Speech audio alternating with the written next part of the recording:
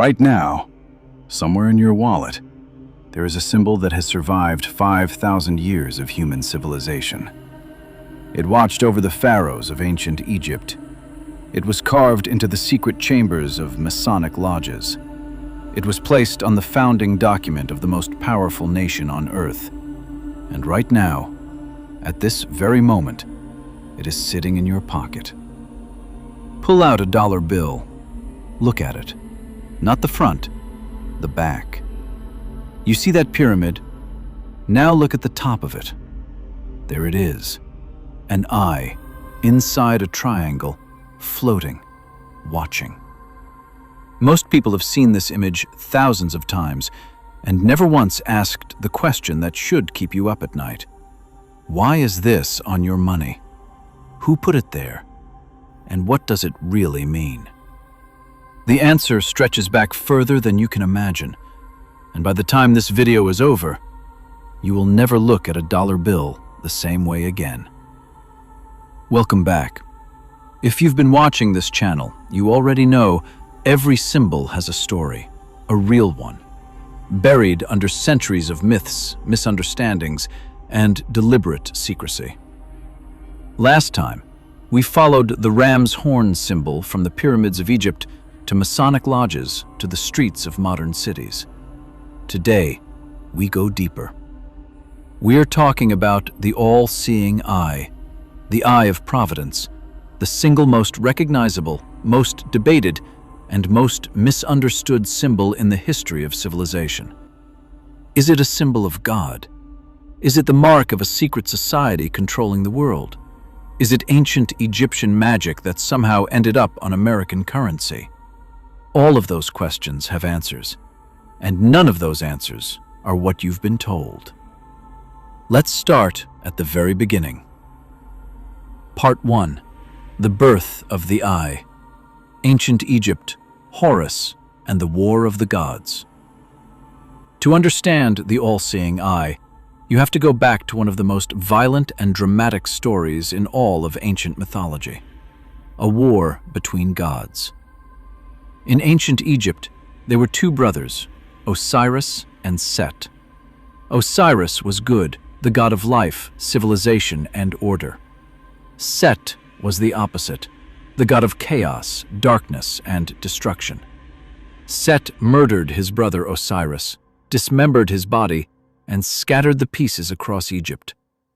But Osiris had a son. His name was Horus, and Horus swore revenge.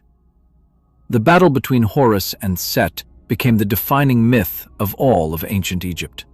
It represented the eternal struggle between order and chaos, light and darkness, life and death. And during this battle, Set tore out Horus's left eye. He destroyed it, shattered it into 6 pieces. But then something miraculous happened. The god Thoth, god of wisdom and magic, found the pieces of the eye and restored it, made it whole again. And when Horus got his eye back, it was more powerful than before. In one version of the myth, Horus then presented his restored eye to his father Osiris to help him rule the underworld. Osiris consumed the eye and was restored to life. Think about what that means. The eye that was destroyed and restored became a symbol of healing, protection, and resurrection. The most powerful magic in the universe. The Eye of Horus, known also as the left Wedjat eye or Udjat eye, appeared in ancient Egyptian culture as early as 2686 BC. This was not just art, this was protection. Egyptians depicted its image on boats to safeguard themselves from the dangers of the sea during storms. It was carved into tomb walls to protect the dead.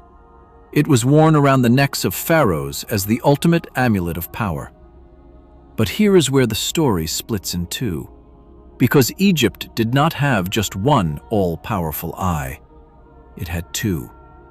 And the second one was far more terrifying. Part 2. The Eye of Ra, the weapon that almost destroyed humanity. The Eye of Horus was protective. healing, restorative. But the Eye of Ra was something else entirely. Ra was the supreme sun god, the most powerful deity in all of Egypt, king of the gods, father of creation. And Ra had a weapon unlike anything in the ancient world.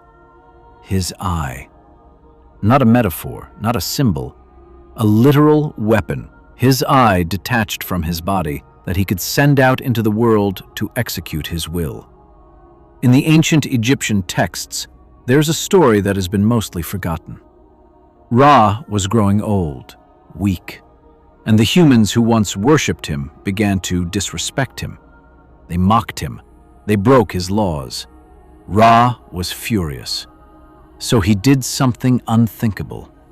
He sent his eye in the form of the goddess Sekhmet, the lion-headed destroyer, down to earth, to punish humanity, to annihilate it. And Sekhmet obeyed. She began slaughtering humans, drinking their blood, consuming entire civilizations, and she would not stop. She could not stop. The killing was too pleasurable. The other gods went to Ra in a panic. She's going to destroy everything. Every human being on earth will be dead by morning. Ra had to trick his own weapon. He flooded the fields with red beer made to look like blood. Sekhmet drank it, became drunk, forgot her mission, and humanity was saved. But the lesson was clear. The eye, when fully unleashed, was the most destructive force in the universe. It could see everything, reach everywhere, destroy anything. This is the dual nature of the all-seeing eye that most people never hear about. The Eye of Horus, protection, healing, restoration. The Eye of Ra, omniscience, judgment, absolute power. Two eyes, one symbol, two completely opposite meanings, and both of them were carried forward through history, through Greece, through Rome, through the Renaissance, until they fused into the single image we recognize today. Part 3. The Eye Travels East. Sumer, Buddhism, and the Third Eye. Egypt was not alone in its obsession with the all-seeing eye, because independently, on the other side of the world, other civilizations were arriving at the same symbol. In the 3rd century BC, Sumerians portrayed their sacred statues with unnaturally large eyes to imply that they were always watching, emphasizing their sacredness. They held ceremonies where artists would open the eyes of statues, making them seem alive. Think about that. Not Egypt, not Greece. A completely separate civilization, Sumer, in what is now Iraq, came to the exact same conclusion. An oversized, all-seeing eye represents divine power. In ancient India, the concept went even deeper. The third eye, the eye in the center of the forehead, above and between the two physical eyes, represented a state of enlightenment beyond ordinary human perception. The god Shiva's third eye, when opened, could see all of reality, past, present, and future simultaneously. And when that eye fully opened in anger, it destroyed the universe. As one of the major world religions with over 500 million followers, Buddhism uses the term the all-seeing eye to describe Buddha in many of its sacred texts. From Mesopotamia to India to Egypt to Greece, every major civilization on Earth looked inward at the concept of divine sight and outward at the symbol of an eye and arrived at the same conclusion. To be truly seen by a power greater than yourself is the most humbling and terrifying experience imaginable. And then came the Renaissance, and everything changed.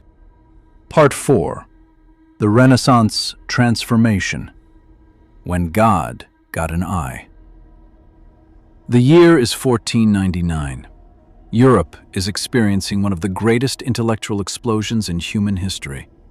Ancient Egyptian texts are being rediscovered. Greek philosophy is being reborn. Artists and scholars are consuming everything they can find about the ancient world. And one Italian scholar, Francesco Colonna, looks at the ancient Egyptian eye symbol and translates it into something entirely new. He calls it a representation of God. This translation swiftly solidified the emblem as a divine embodiment, exemplified in Pontormo's 1525 painting, Supper at Emmaus. In that painting, above the head of Jesus Christ at the Last Supper, is an eye, inside a triangle, watching. Suddenly, the ancient Egyptian symbol of divine sight had been absorbed completely into Christian iconography. The triangle represented the Holy Trinity, Father, Son, Holy Spirit. The eye represented God's omniscience, the divine watcher who sees all things, knows all things, judges all things. By the 17th century, the eye was depicted with clouds and a sunburst around it. It appeared on church walls across Europe, in stained glass windows, on the facades of cathedrals. The Eye of Horus, born in Egypt 4,000 years earlier, had been completely reborn as the eye of the Christian God. And nobody questioned it. Nobody asked, where did this come from? And then the Freemasons found it. Part 5. The Freemasons. The Eye that Watches. Every Mason, the all-seeing eye, came to Freemasonry in the 18th century when the fraternity first rose in popularity. But when the Freemasons adopted this symbol, they understood its Egyptian roots in a way that most Europeans did not. Great thinkers within Masonry pondered the teaching and mythology of the craft and began to discover deep esoteric wisdom that stretched back to ancient Egypt. This is why within Masonry, the all-seeing eye is always mentioned to be of Egyptian origins. For the Freemasons, the all-seeing eye was not just a religious symbol. It was a reminder, a constant, watchful reminder, placed in every Masonic lodge above every altar, that no action goes unseen, that a Mason's conduct, his morality, his commitment to truth, all of it is witnessed by a higher power. In Freemasonry, the eye is meant to represent that the actions of a Freemason never go unseen. Whether in this world or the next, our actions will be judged by He who sees all, the grand architect of the universe. The Freemasons started publicly using the symbol in 1797. But by that point, the eye had already made its most famous appearance on the official seal of the United States of America. Part 6. The Dollar Bill, the most controversial inch of paper on Earth. In 1782, the Eye of Providence was adopted as part of the Great Seal of the United States. And this is where the story explodes. The original committee behind the seal, Franklin, Thomas Jefferson, and John Adams, suggested the all-seeing eye capstone. Benjamin Franklin, a Freemason. Thomas Jefferson, a man deeply fascinated by ancient symbolism. John Adams, a man who understood the power of images. These were not ordinary politicians. These were men who knew exactly what they were placing on the founding document of a new nation. The symbol is depicted as a single eye surrounded by a triangle, with the words Annuit Coeptus and Novus Ordo Seclorum inscribed beneath it. Annuit Coeptus, he has favored our undertakings.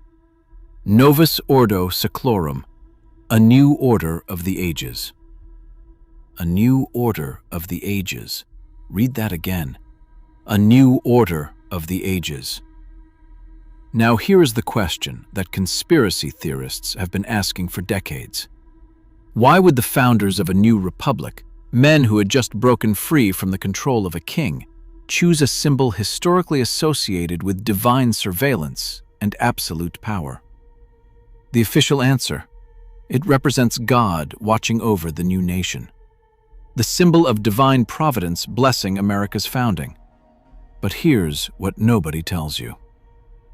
In 1776, in the quiet university town of Ingolstadt, Bavaria, a law professor named Adam Weishaupt founded a small intellectual society, the Order of the Illuminated Ones, the Illuminati.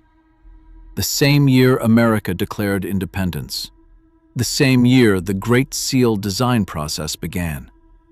The historical Bavarian Illuminati used the Owl of Minerva as their primary symbol, representing wisdom, not the all-seeing eye. So the Illuminati did not put the eye on the dollar bill. But the coincidence of timing?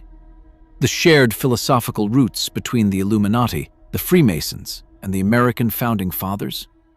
That story is far more interesting than any conspiracy theory, because they all believed the same thing: that knowledge, true, hidden, ancient knowledge, was the most powerful force in the universe, and the eye was its symbol. Part 7. The Eye Today. It never left. The all-seeing eye did not stay locked in history books and secret lodge rooms. It is everywhere. From pop stars covering one eye in music videos, to corporate logos built around the triangle and eye shape, to the camera lenses of surveillance systems watching every city street in the developed world, the symbol has evolved, but its meaning has not. Someone is always watching. Everything is seen. Nothing is hidden.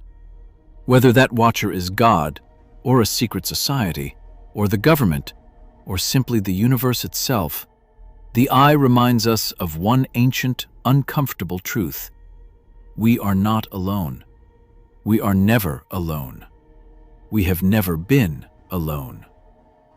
The next time you hold a dollar bill, look at that eye and ask yourself, is it watching you? Or are you finally, for the first time, watching back? If this changed how you see the world, literally, drop a comment. Subscribe for the next deep dive, because the rabbit hole goes much, much deeper.